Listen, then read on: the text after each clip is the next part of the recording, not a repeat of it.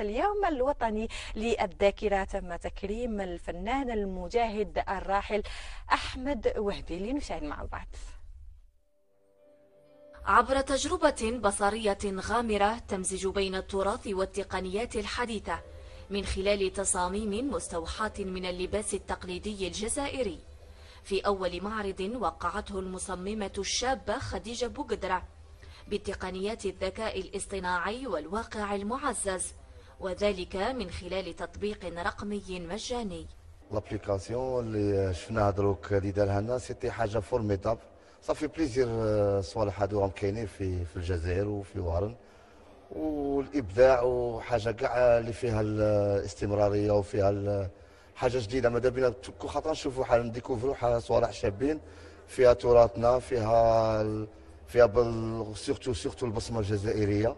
اكتشفنا هذا العرض جميل تقليدي، لباس تقليدي بذكاء اصطناعي يعني، وماذا بينا يكون المزيد من القدام. انا نشوفوا باللي رانا نزيدوا نطوروا على هذا الشيء.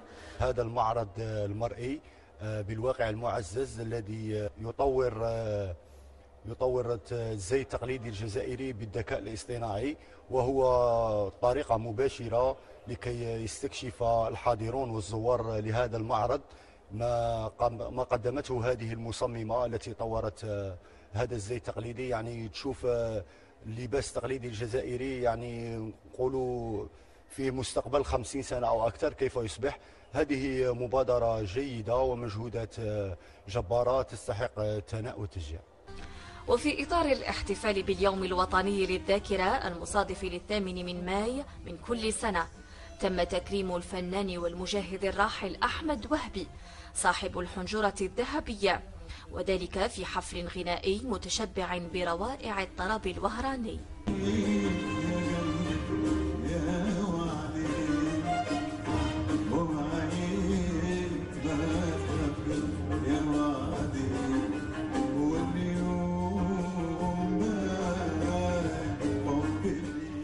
هذا الفنان الذي كان مجاهدا وجمع ما حب وطنه بالإبداع، الإبداع الذي صنع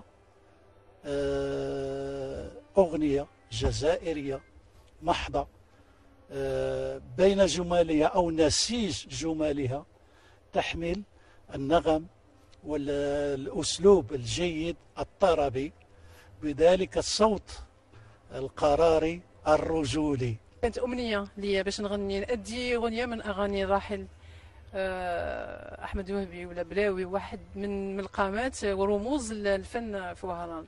واليوم أتيحت لي الفرصة أنا وأصدقائي الفنانين، وإن شاء الله نكونوا عند حسن ظن المستمعين والسكان وهران. ولنا الشرف احنا كفنانين باش نحضروا ونحاولوا باش نديروا كل المجهود تاعنا، وهذا شيء كبير وصعيب باش الانسان يعمل اعمال اللي يعمله الاستاذ احمد وهبي. محال نديروا كما دار احمد وهبي، ولا ربما غير 10% رانا مقتنعين بالشيء اللي داره اللي رانا نديروا حنايا. ما راه عندنا كنز كبير في الجزائر، وحنا ماذا بينا حنا هذا الكنز نتحملوا المسؤوليه تاعو. يظل صوت عميد الأغنية الوهرانية حاضرا في الذاكرة، وبين عبق الذكرى ونبض الحداثة يسدل الستار على شهر التراث. وقد أضاءت هذه المحطات المتنوعة مسيرة أصالتنا في وهران كما في كل ربوع الوطن، ولا تزال تنبض حياة وإبداعا بين من غنى للماضي ومن يصمم للمستقبل.